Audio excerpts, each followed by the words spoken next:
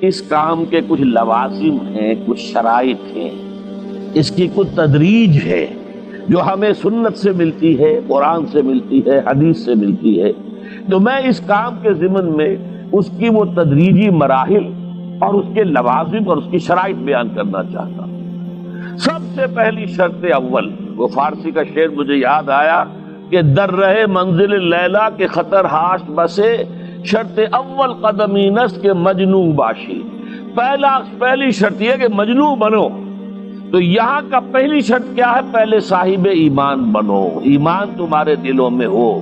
یا ایھا الذین آمنوا آمنوا باللہ ورسولہ، یعنی ایک ایمان تو تمہیں حاصل ہے، اقرار باللسان، وہ تو تمہیں والدین سے مل گیا، عقیدہ تمہارا ہے، متوارث جو ہے تم عقیدے کو مانتے ہو، لیکن دلی یقین والا ایمان حاصل کرو۔ اصل میں اس کے بعد گاڑی چلتی ہے، اس کے بعد جو ہے نتائج نکلتے چلے جائیں گے، لیکن اگر وہاں ایمان کی کمزوری ہے تب اوپر سے کوششیں کریں گے، نتیجہ نہیں نکلے گا، آگے ہم بڑھ نہیں سکیں گے، ہمارے جو جد و جہد ہے وہ کامیابی سے ہمکنار نہیں ہوگی۔ اس جیسے ہی ہے جیسے ہم درخت لگانا چاہ رہے ہیں جس کی جڑ ہی نہیں ہے۔ آپ زمین کھود کر درخت جو اس کے اندر گاڑ دیں گے تو زمین تو نہیں پکڑے گی اس کو، وہ تو نیچے سے جڑ ہو اور پھر درخت جو ہے اس سے ابھرے، تو وہ ہوتا ہے کہ جس کے لیے یوں سمجھیے سرسبز درخت بنے گا۔ اس حوالے سے سب سے پہلا قدم کیا ہے؟ ہم اپنے گریبانوں میں جھانکیں، اپنے دلوں کو ٹٹولیں، وہ یقین والا ایمان ہے یا نہیں؟ اگر ہے تو اللہ کا شکر ادا کیجیے، تہنیت، مبارکباد، اور نہیں ہے تو پہلا کام یہ ہے کہ اے ایمان کے دعوے دارو، ایمان لاؤ جیسے کہ ایمان کا حق ہے۔ یقین اللہ کی ذات پر، اس کی صفات کمال پر، یقین مرنے کے بعد اٹھنے پر، بعث بعد الموت اور حساب کتاب، یوم حشر اور جنت اور دوزخ کا یقین، فرشتوں کا یقین، وحی کا یقین، قرآن کا یقین، کتابوں کا یقین، نبیوں اور رسولوں کا یقین، اور محمد الرسول اللہ کا یقین صلی اللہ علیہ وسلم کہ آپ آخری اور کامل رسول ہیں اللہ تعالیٰ کے، خاتم النبیین بھی ہیں اور آخر المرسلین بھی صلی اللہ علیہ وسلم۔ یہ یقین پہلے پیدا ہونا چاہیے۔ تو اب ظاہر بات ہے کہ جب میں نے یہ بات اتنی بڑی کہی ہے تو پھر مجھے یہ بھی بتانا چاہیے یقین کہاں سے ملے گا، کون سی دکان ہے، سپر مارکیٹ کوئی ہے جہاں پر کہ یہ جنس بکتی ہو؟ پہلی بات تو یہ ہے کہ اس کے لیے آسان ترین طریقہ کیا ہے؟ صاحب ایمان کی صحبت اختیار کرو۔ جیسے آپ بھٹی کے آگے بیٹھیں گے تو حرارت پہنچ جائے گی، آپ برف کی سیل کے قریب بیٹھے ہوں گے ٹھنڈک پہنچ جائے گی۔ اگر صاحب ایمان ہے، کسی کے دل میں یقین والی بھٹی دہک رہی ہے، تو اس کے قرب سے آپ کے اندر بھی یقین پیدا ہو جائے گا۔ دوسرا طریقہ یہ ہے کہ شریعت کے احکام پر عمل کیے جاؤ، کیے جاؤ، کیے جاؤ، کیے جاؤ، اس عمل سے بھی یقین پیدا ہوتا ہے۔ یہ دو طرفہ معاملہ ہے، یقین سے عمل پیدا ہوتا ہے اور عمل سے یقین پیدا ہوتا ہے۔ جیسے آپ کہتے ہیں وشیس سرکل، وہ بری شے ہوتی ہے کہ ایک چیز ہے بڑھ گئی تو پھر اس کے اور خرابی بڑھ گئی، اس سے پھر وہ پہلی خرابی اور بڑھ گئی، پھر وہ اس سے اور خرابی بڑھتی چلی گئی۔ جیسے پیچ آپ پھیرتے ہیں، ہر چکر کے ساتھ وہ پیچ آگے بڑھتا جاتا ہے۔ اسی طریقے سے بھلائی کا بھی ایک سرکل ہے، ایک نیکی آپ کریں گے آپ پہ ایمان پیدا ہوگا، اب آپ زیادہ نیکی کریں گے تو اب اور زیادہ ایمان پیدا ہوگا۔ تو یہ دو طرفہ سرکل ہے۔ اور تیسری بات جو ہے، خاص طور پر فہیم، ذہین، انٹلیکچوئل لوگ، سمجھدار لوگ، اور آج کی دنیا آپ کو معلوم ہے کہ ہمارے نوجوان طبقے میں بہت بڑی تعداد ہے بہت سمجھدار لوگوں کی، اس لیے کہ ان کی معلومات کا دائرہ بڑا وسیع ہو گیا ہے۔ جدید دنیا میں جو علوم ہے ان کا ایکسپلوژن ہے، دھماکہ ہو گیا، اتنے علوم پھیل گئے اور اس کے اثرات ہیں۔ اخبار بین لوگ بھی جو ہیں وہ بھی ایک طرح سے ہر ایک ان میں سے فلسفی ہوتا ہے، آپ اس سے ذرا بات کر کے دیکھیے، وہ اپنے فلسفے بگاڑے گا، اپنی رائے دے گا، معلوم ہوتا ہے کہ شاید سب سے بڑا سیاسی تجزیہ نگار یہی ہے۔ لہذا وہ لوگ کہتے ہیں کہ ہمیں تو وہ بات بتاؤ جو ہماری عقل کو بھی اپیل کرے۔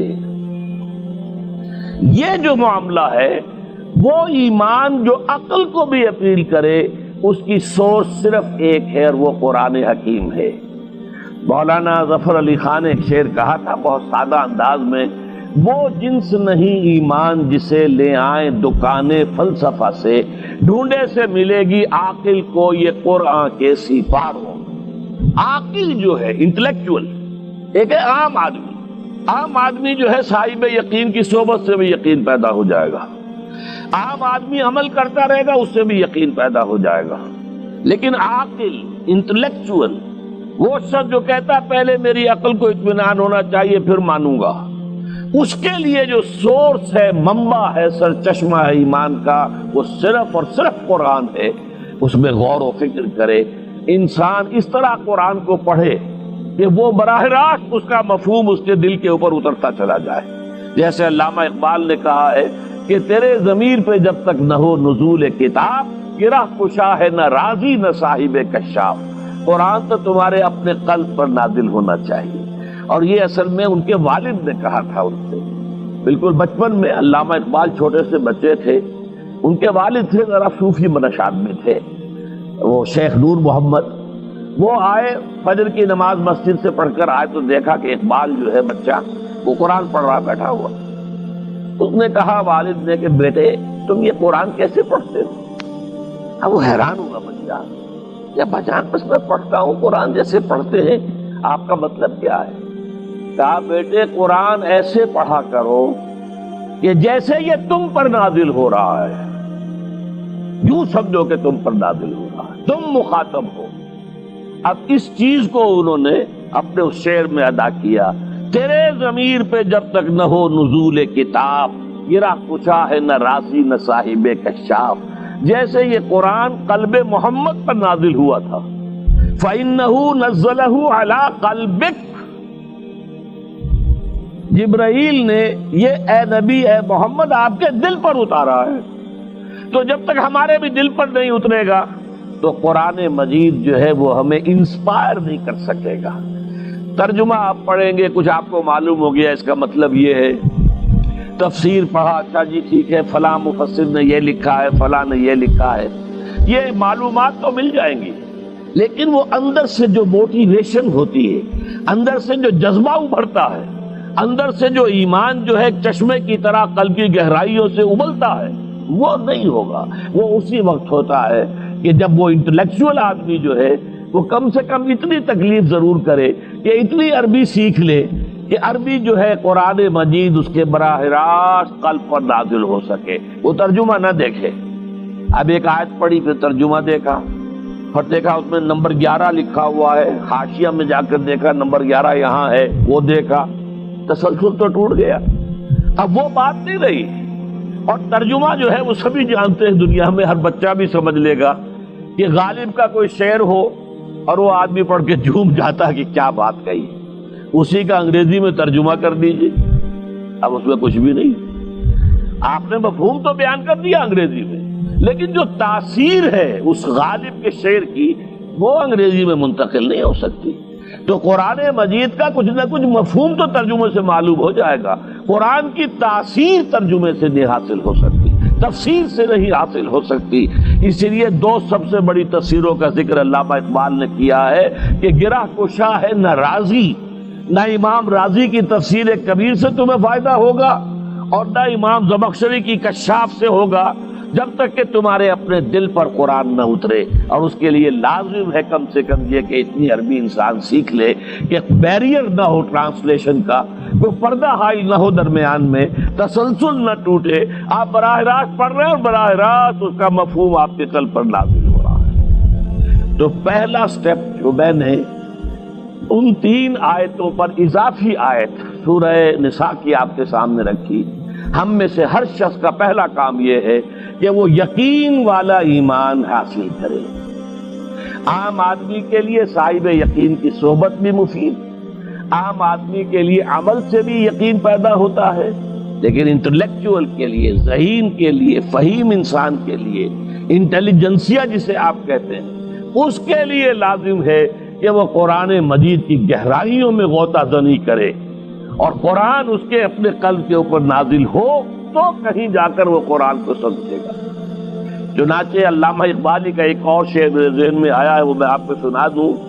ہم یہ سمجھتے ہیں کہ عرب تو ان کی اپنی زبان ہے، لہذا وہ تو قرآن مجید کو سمجھتے ہی ہوں گے، لیکن بسا اوقات ایسا بھی ہوتا ہے اگر دل پر حجاب آئے ہوئے ہوں تو قرآن مجید کے سمجھنے سے بھی کچھ حاصل نہیں ہوتا، دل پر حجاب ہے۔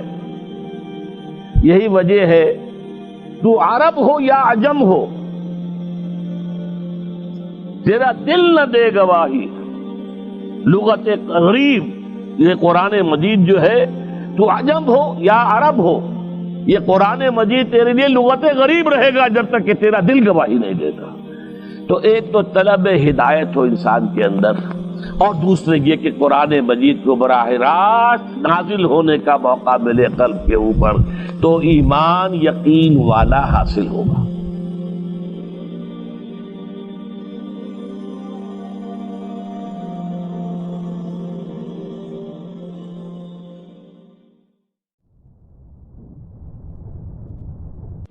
اس کام کے کچھ لوازم ہیں، کچھ شرائط ہیں، اس کی کچھ تدریج ہے جو ہمیں سنت سے ملتی ہے، قرآن سے ملتی ہے، حدیث سے ملتی ہے۔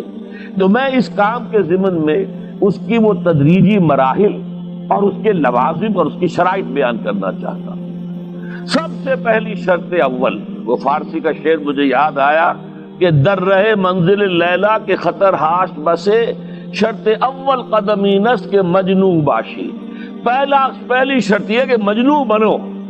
تو یہاں کا پہلی شرط کیا ہے؟ پہلے صاحب ایمان بنو، ایمان تمہارے دلوں میں ہو۔ یا ایھا الذین آمنوا آمنوا باللہ ورسولہ، یعنی ایک ایمان تو تمہیں حاصل ہے، اقرار باللسان، وہ تو تمہیں والدین سے مل گیا، عقیدہ تمہارا ہے،